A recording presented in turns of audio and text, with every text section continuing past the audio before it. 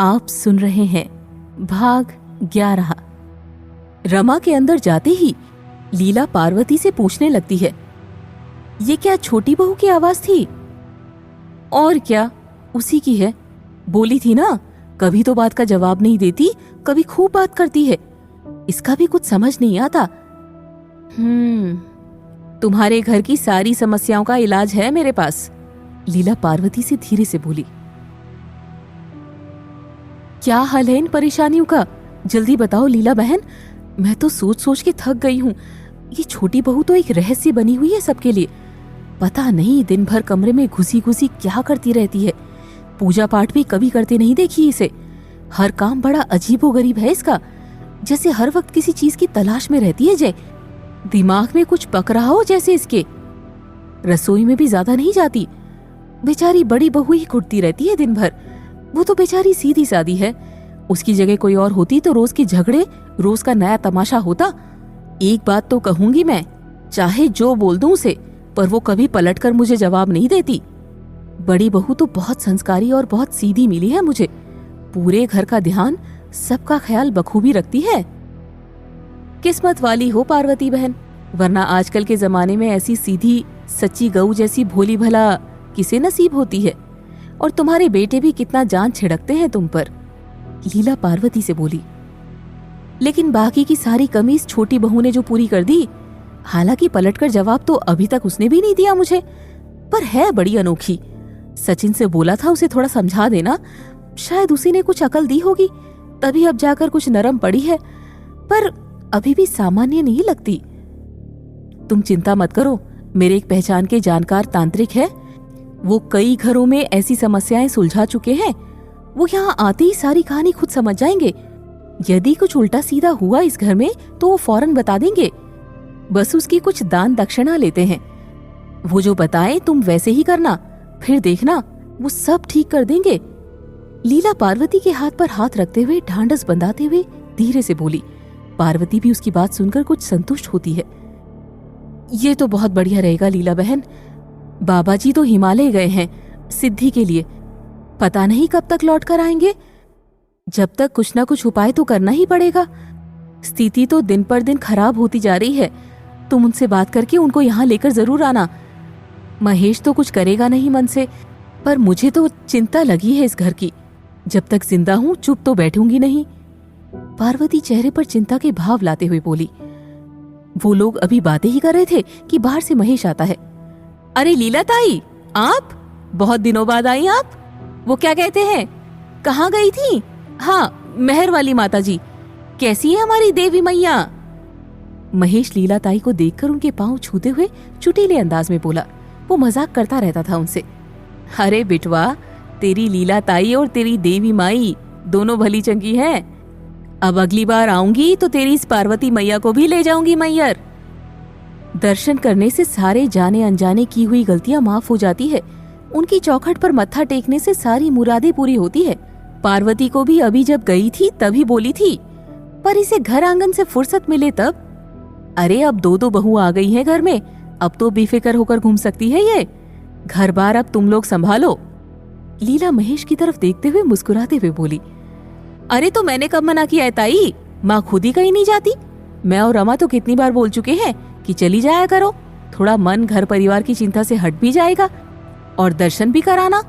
समस्याएं परेशानी तो लगी रहती है, आज एक कल दूसरी।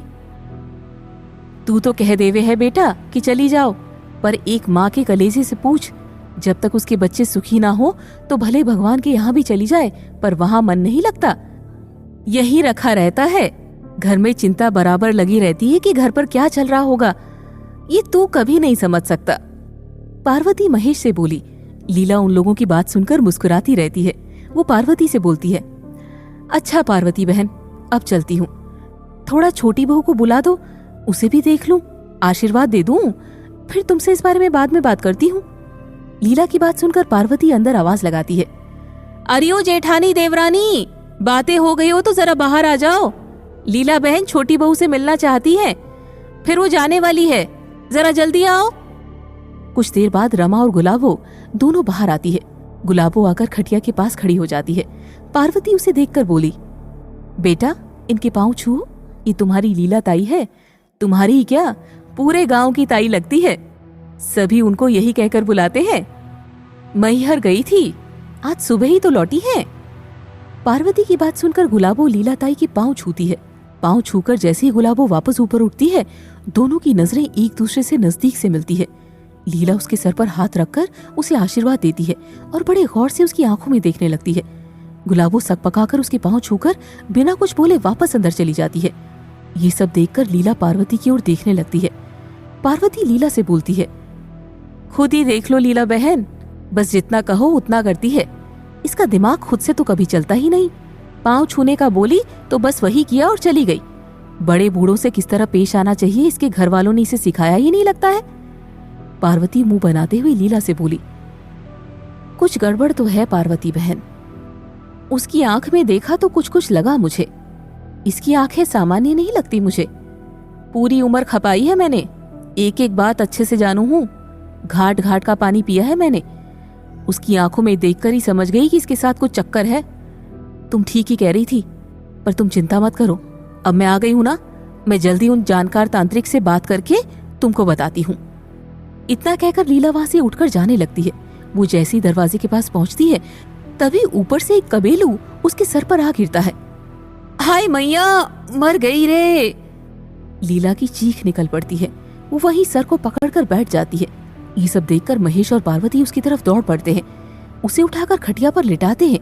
पार्वती रमा से बोलती है, अरे तू खड़ी खड़ी क्या देख रही है, जा जल्दी से हल्दी चूने का लेप बना ला, बहुत जोर से लगी है लगता है। ये ससुरा कबेलू का टुकड़ा गिरा कैसे, ऐसे तो पहले कभी नहीं हुआ। पार्वती दरवाजे के ऊपर बड़े गौर से देखने लगती है। लीला तो खाट पर लेटी है। महेश उनका सर जोर से पकड़ता है। उस पर हल्दी चूने का लेप लगाकर कपड़े की पट्टी बांध दी जाती है। पार्वती उनकी हालत देखकर उनसे बोलती है, ज्यादा दर्द तो नहीं हो रहा लीला बहन? गुमठा उठाया देखो, बस इसी तरह की अनहोनियां हो रही है इस घर में। अब ये सब देखकर भला मैं कैसे कहीं बाहर घूमने जाऊं? ससुरा मन इन्हीं सब उधेड़-बुन में लगा रहता है। पूजा पाठ में भी सही से मन नहीं लगा पा रही। लीला सर पकड़कर उठकर बैठते हुए पार्वती की तरफ देखकर बोली, कोई ना कोई रहस्य तो जरूर है इसमें पार्वती बहन। मैंने भी महसूस किया है, तुम्हारे घर में जरूर कुछ ना कुछ है। अभी तो मैं चलती हूँ, उनसे बात करके जल्दी बताऊंगी। कहते हुए वो खटिया से उठकर खड़ी हो जाती है। पार्वती महेश से बोली, जा बेटा, इनको घर तक छोड़ा। बेचारी कितना दर्द हो रहा होगा। पहले तुम आराम करो लीला बहन, क्या करना है बाद में सोचेंगे। अब तो हालत ये हो गई है कि किसी को घर में बुलाने से पहले 10 बार सोचना पड़े है।